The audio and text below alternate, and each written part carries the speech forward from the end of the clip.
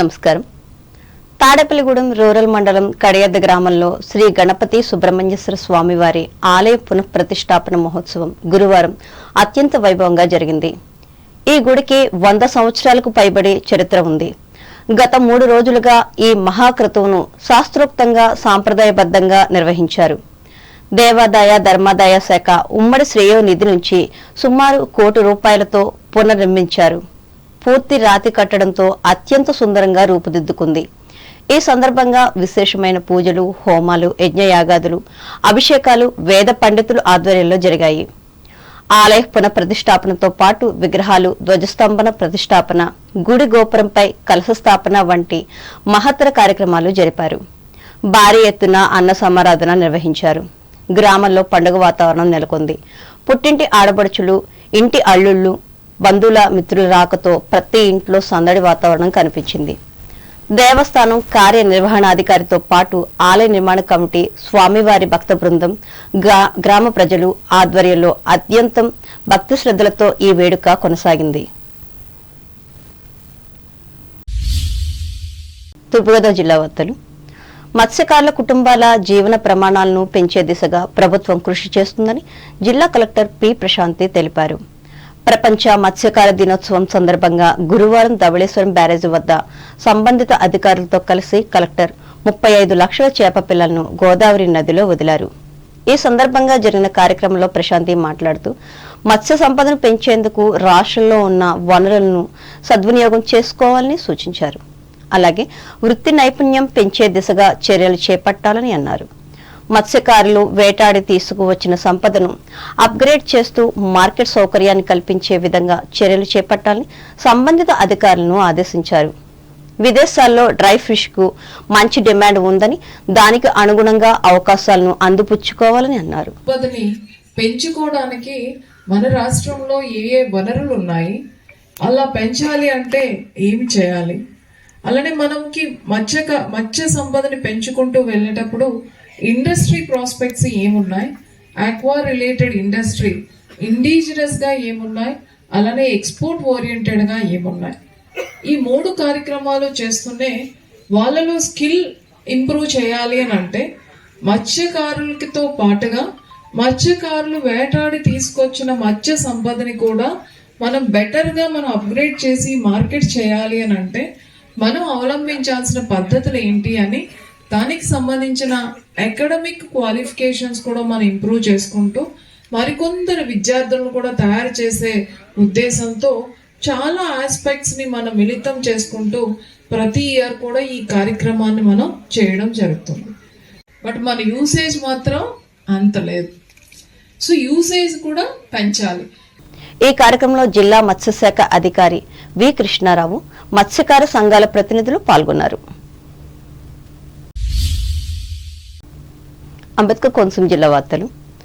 పసుపు పీతల హేచరీ స్థాపన కోసం ప్రభుత్వం ప్రతిపాదించిన అమలాపురం నియోజకవర్గంలోని చిరయానం ప్రాంతాన్ని అంబేద్కర్ కోనసీమ జిల్లా కలెక్టర్ ఆర్. మహేష్ కుమార్ గురువారం పరిశీలించారు. ఈ సందర్భంగా మత్స్యకారుల ద్వారా హేచరీ స్థాపన వలన కలిగే లబ్ధిని ఆరా తీశారు.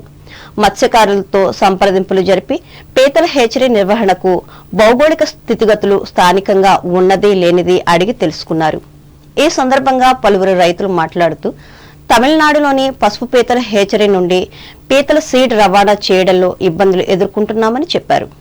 సుమారు 1300 కిలోమీటర్ల రవాణా వల్ల 50% సీడ్స్ చనిపోతున్నాయని తెలిపారు. స్థానికంగా హేచరీ స్థాపించడం వల్ల తమకు సులభతరంగా సీడ్ లభ్యమై పీతల పెంపకానికి లాభదాయకంగా ఉంటుందని తెలిపారు. ఈ పరిశీలనలో జిల్లా మత్స్యశాఖ అధికారి N. Srinivasa Rao, tahsildar P. Sunil Kumar, FDO CH Gopalakrishnulu పాల్గొన్నారు. నిత్యావసరాలు, కూరగాయల ధరల స్థిరీకరణ నియంత్రణకు కిరాణా డీలర్లు, కూరగాయల వర్తకులు సమన్వయం వహించి వినియోగదారులకు సరసమైన ధరలకు విక్రయించాలని అంబేద్కర్ కోనసీమ జిల్లా జాయింట్ కలెక్టర్ టి. నిశాంతి ఆదేశించారు. ధరల స్థిరీకరణ నియంత్రణకు తీసుకోవాల్సిన చర్యలపై అమలాపురం కలెక్టరేట్లో డీలర్లు, వర్తకులు, గణాంక అధికారులతో గురువారం సమీక్షించి మాట్లాడారు. జిల్లాలో కూరగాయల ధరలు ఎక్కువగా ఉన్నాయని, వాటిని నియంత్రించాల్సిన ఆవశ్యకత ఉందని చెప్పారు. దీనికి డీలర్లు, వర్తకులు సహకరించాలని సూచించారు. ప్రజలకు విక్రయించే సరుకులు ధరల స్థిరీకరణ విషయంలో భాగంగా సంస్థాగత రిటైల్ దుకాణాల్లో ప్రభుత్వం నిర్ణయించిన ధరకే నాణ్యమైన సరుకులను వినియోగదారులకు అందించాలన్నదే ప్రభుత్వ ప్రధాన ఉద్దేశమని ఆమె తెలిపారు.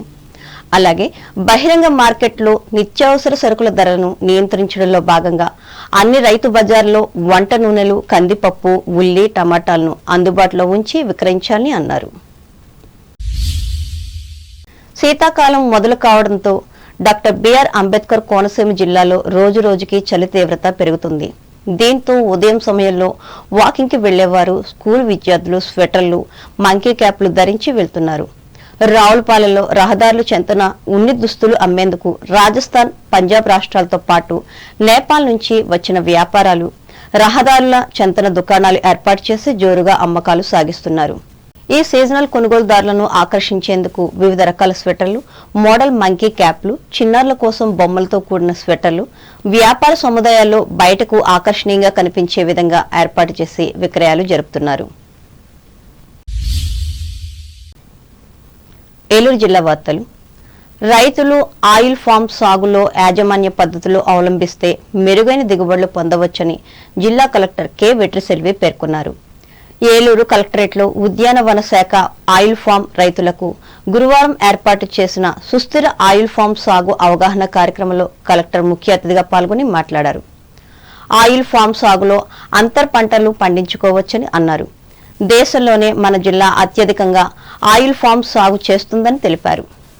అలాగే ఎప్పటికప్పుడు శాస్త్రవేత్తల సూచనలు, సలహాలు క్రమం తప్పకుండా పాటిస్తే మెరుగైన ఫలితాలు వస్తాయని చెప్పారు.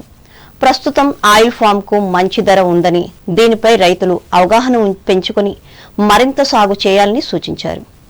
ఈ సందర్భంగా ఉద్యానవన, మైక్రో ఇరిగేషన్ శాఖలో ఏర్పాటు చేసిన ఎగ్జిబిషన్ ను కలెక్టర్ పరిశీలించారు. అది చాలా గొప్పగాను అండ్ మనం almost 1.16 lakh hectares oil palm ప్రస్తుతానికి ఇప్పటికీ మనకు ఉన్నాయి. 22 మండలాలు ఉన్నాయి. ఉండే 27 మండలాలు 22 మండలాల్లో ఆల్రెడీ ఆయిల్ పామ్ ఉన్నాయి. సో మీరు ఒక ఫార్మర్ గా మీకు ఒక ప్రాఫిట్ వస్తున్న క్రాప్ అని మీరు అనుకోవచ్చు, కానీ మీ ఒక్కరికే కాదు, మన స్టేట్ జీడిపి డెవలప్మెంట్కి కానీ మన ఇండియాని, మన దేశానికి ఆయిల్ పామ్ ని ఇంపోర్ట్ చేయడానికి తగ్గించడానికి కూడా మీరు సైలెంట్ గా కాంట్రిబ్యూట్ చేస్తున్నారు. సో మీరు గర్వంగా మన ఆయిల్ పామ్ ఓనర్స్ చాలా గర్వపడాలి. మీ ఒక్కరికి, మీ ఒక్క కుటుంబానికి కాదు, ఈ దేశానికి మీరు చేసిన ఆయిల్ పామ్ వల్ల చాలా కాంట్రిబ్యూషన్స్ ఉన్నాయి. అది మీకు తెలియకుండానే నడుస్తున్నాయి. ఇప్పుడు మనకు ముందుగా ఉన్న గోల్స్ 2. ఒకటి, మనకి ఏరియా ఇప్పుడు దాకా మనకు 1.16 lakh హెక్టర్స్ అని చెప్పాను. సో అది కాకుండా ఇంకా వేరే ఫామ్లు, వేరే క్రాప్లు పెడుతున్న వాళ్ళకి కూడా ఆయిల్ పామ్ ఇంట్రెస్ట్ ఉంటే వాళ్ళని.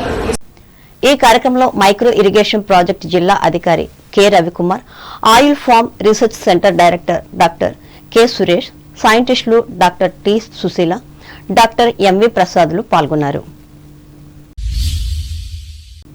వార్తలు ముగించే ముందు ముఖ్యాంశాలు మరోసారి. ప్రభుత్వ వైద్యులు బాధ్యతగా వ్యవహరించి పేదలకు వైద్య సేవలు అందించాలి. భీమవరంలో హితవు పలికిన పశ్చిమ గోదావరి జిల్లా కలెక్టర్ నాగరాణి. డంపింగ్ యార్డుల నివాస నిరుపేదలకు ఆధార్ కార్డులను మంజూరు చేయాలి. శాసన మండలి సమావేశంలో ప్రభుత్వానికి విజ్ఞప్తి చేసిన ఎమ్మెల్సీ రవీంద్రనాథ్. తణుకులో ఘనంగా నిర్వహించుకున్న బాలుర ఉన్నత పాఠశాల 73, 74 పూర్వ విద్యార్థుల సమ్మేళనం. గురువులను సన్మానించి గౌరవించిన శిష్య బృందం.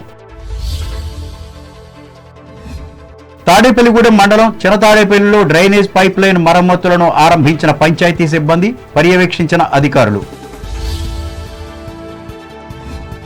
మత్స్యకారుల జీవన ప్రమాణాలను పెంచే దిశగా కృషి చేస్తున్న ఏపీ ప్రభుత్వం.